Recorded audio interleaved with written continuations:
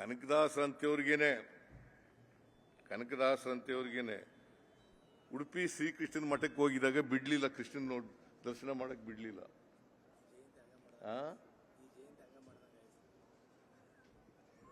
ಉಡುಪಿ ಕೃಷ್ಣನ ಮಠಕ್ಕೆ ಬಿಡ್ಲಿಲ್ಲ, ದರ್ಶನ ಮಾಡಕ್ ಬಿಡ್ಲಿಲ್ಲ. ಯಾಕಂತಂದ್ರೆ ನೀನು ಕುರುಬ, ನಿನಗೆ ಬಿಡಲ್ಲ ಅಂತೇಳಿ ದರ್ಶನ ಮಾಡಕ್ ಬಿಡ್ಲಿಲ್ಲ. ಅದಕ್ಕೆ ಕನಕದಾಸರು ಶ್ರೀಕೃಷ್ಣ ದೇವಸ್ಥಾನದ ಹಿಂಭಾಗಕ್ಕೆ ಬಂದು ಶ್ರೀಕೃಷ್ಣನ ದರ್ಶನ ಮಾಡಲೇಬೇಕು ಅಂತೇಳಿ ಕೃಷ್ಣನನ್ನ ನೆನೀತಾರೆ. ಆ ನೆನೆದಾಗ ಕೃಷ್ಣ ಪೂರ್ವಾಭಿಮುಖವಾಗಿದ್ದವರು ದಕ್ಷಿಣಾಭಿಮುಖವಾಗಿ, ಆಮೇಲೆ ಪಶ್ಚಿಮಾಭಿಮುಖವಾಗಿ ತಿರುಗಿಕೊಂಡು ಇವ್ರಿಗೆ ದರ್ಶನ ಕೊಡ್ತಾರೆ. ಅದನ್ನೇ ಕನಕನ ಕಿಂಡಿ ಅಂತ ಉಡುಪಿನಲ್ಲಿ ಕನಕನ ಕಿಂಡಿ ಅಂತ ಬಂದಿರತಕ್ಕಂಥದ್ದು ಅದಕ್ಕೋಸ್ಕರನೇ.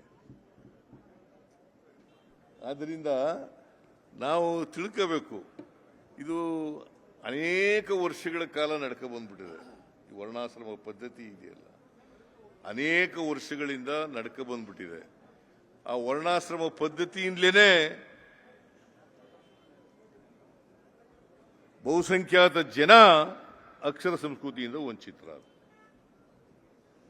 ಈಗ ಇವರು ಡಾಕ್ಟರ್ ಚೆನ್ನೈ ಒಡೆಯರ್ ಅವರ ಮಗ ಕಾಂತರಾಜು ಲಾಯರು, ಇವ್ರಿಗೆ ಅವಕಾಶಗಳು ಸಿಗದೆ ಹೋಗಿದ್ರೆ ಡಾಕ್ಟರ್ ಆಗಕ್ಕೆ, ವಕೀಲರಾಗಕ್ಕೆ ಸಾಧ್ಯ ಆಯ್ತಿರ್ಲಿಲ್ಲ. ನೀವೆಲ್ಲ ಗುರುಗಳಾಗಕ್ಕೆ ಸಾಧ್ಯ ಆಯ್ತಿತ್ತ? ಸ್ವಾತಂತ್ರ್ಯ ಬಂದ ಮೇಲೆ ಇವೆಲ್ಲ ಅವಕಾಶಗಳು ಸಿಕ್ಕಿರೋದು. ಈಗ ನಾನು ಮುಖ್ಯಮಂತ್ರಿ ಆಗಕ್ಕೆ ಸಾಧ್ಯ ಆಯ್ತಿರ್ಲಿಲ್ಲ. ಇದ್ರ ಬದಲಾವಣೆ ಮಾಡಬೇಕು ಅಂತಲೇ ಕನಕದಾಸರು ಪ್ರಯತ್ನ ಮಾಡ್ತಿದ್ದ ಆ ಕಾಲದಲ್ಲಿ. ಅದಕ್ಕೆ 500ನೇ ಕನಕದಾಸರ 500ನೇ ಜಯಂತ್ಯೋತ್ಸವ ಬಂತು. ನಾನು ಆಗ ಟ್ರಾನ್ಸ್ಪೋರ್ಟ್ ಮಿನಿಸ್ಟರ್ ಆಗಿದ್ದೆ. ಬಸವರಾಜ ಬೊಮ್ಮಾಯಿ ಅಲ್ಲ, ಈ ಸೀನಿಯರ್ ಬೊಮ್ಮಾಯಿ, SR ಬೊಮ್ಮಾಯಿ ಅವರು ಮುಖ್ಯಮಂತ್ರಿ ಆಗಿದ್ರು, ನಾನು ಸಾರಿಗೆ ಸಚಿವ.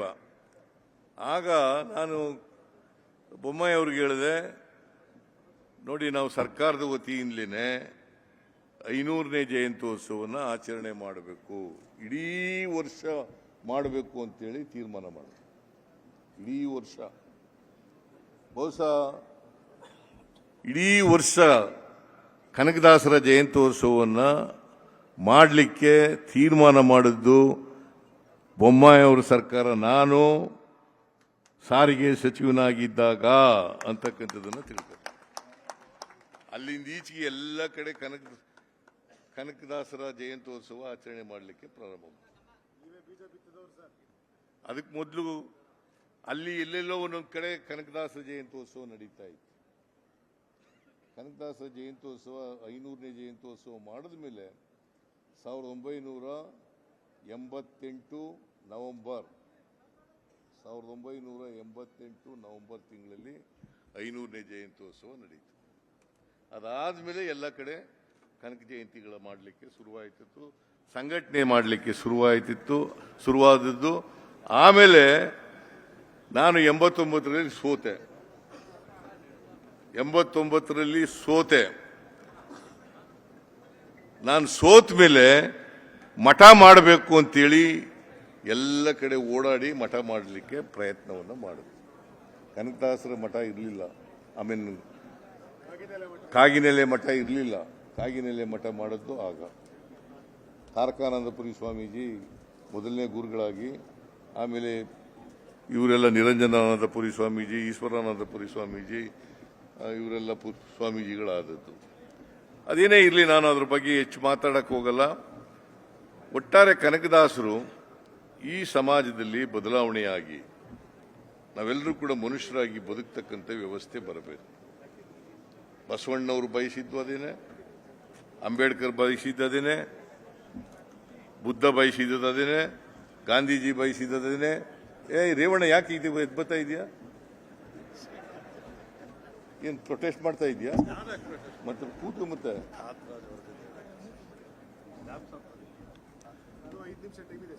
ಇಲ್ಲ ಟೈಮ್ ಆಗೋಯ್ತು.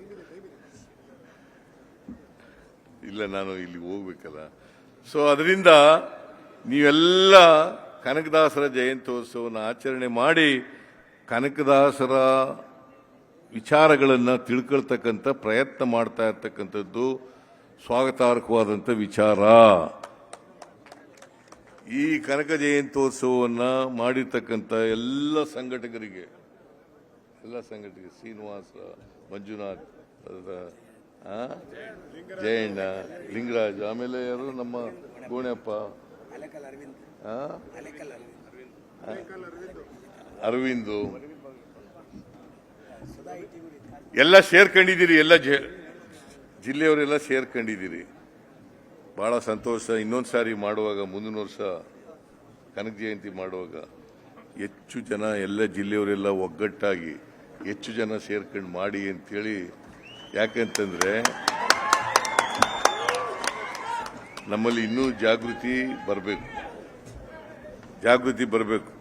ನಾವು ನೋಡಿ, ಅದಕ್ಕೋಸ್ಕರನೇ ನಾನು ಮುಖ್ಯಮಂತ್ರಿಯಾಗಿ, ಹಿಂದೆ ಮುಖ್ಯಮಂತ್ರಿಯಾಗಿ 13ರಿಂದ 18 ಮುಖ್ಯಮಂತ್ರಿ ಆಗಿರುವಾಗ 165 ಭರವಸೆಗಳಲ್ಲಿ 158 ಭರವಸೆಗಳನ್ನು ಈಡೇರಿಸಿದೆ.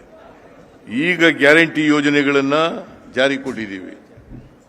ಇದಕ್ಕೆ ಸುಮಾರು 56,000 ಕೋಟಿ ರೂಪಾಯಿಗಳನ್ನು ಖರ್ಚು ಮಾಡ್ತಾ ಇದ್ದೀವಿ. 56,000 ಕೋಟಿ ರೂಪಾಯಿಗಳನ್ನು ಖರ್ಚು ಮಾಡ್ತಾ ಇದ್ದೀವಿ.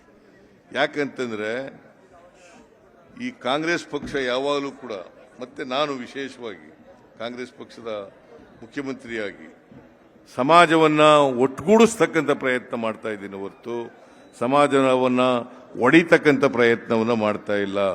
ಹಿಂದುಳಿದವರು, ಎಲ್ಲ ಬಡವರು, ಎಲ್ಲ ಜಾತಿ, ಕೂತ್ಕೊಳ್ರಿ, ಎಲ್ಲ ಜಾತಿ, ಎಲ್ಲ ಧರ್ಮದವರು ಬಡವರು ಇದಾರಲ್ಲ, ಅವ್ರಿಗೆಲ್ಲರಿಗೂ ಗ್ಯಾರಂಟಿ ಯೋಜನೆಗಳನ್ನು ಕೊಡ್ತಾ ಇದ್ದೀವಿ. ನಾನು ಅನ್ನಭಾಗ್ಯ ಕಾರ್ಯಕ್ರಮ ಮಾಡಿದಾಗ ತಮಾಷೆ ಮಾಡ್ತಾ ಇದ್ರು.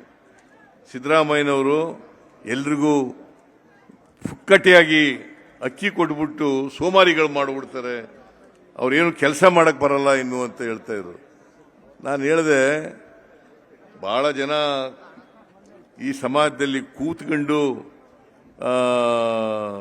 ಏನು ಕೆಲಸ ಬೆವರು ಸುರಿಸ್ತೇನೆ ಜೀವನ ಮಾಡಿದ್ದಾರೆ.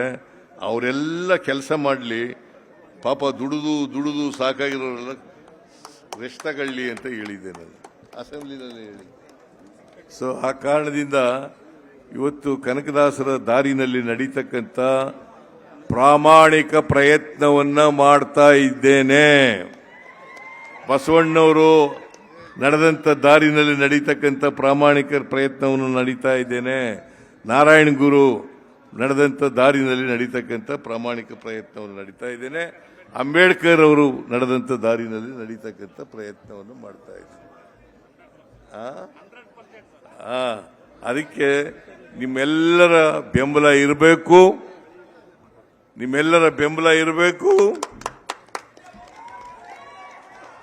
ಏನ್ರ ಕೈ ಎತ್ತಕ್ಕೂ ಆಗಲ್ವಲ್ಲ ನಿಮ್ಗೆ?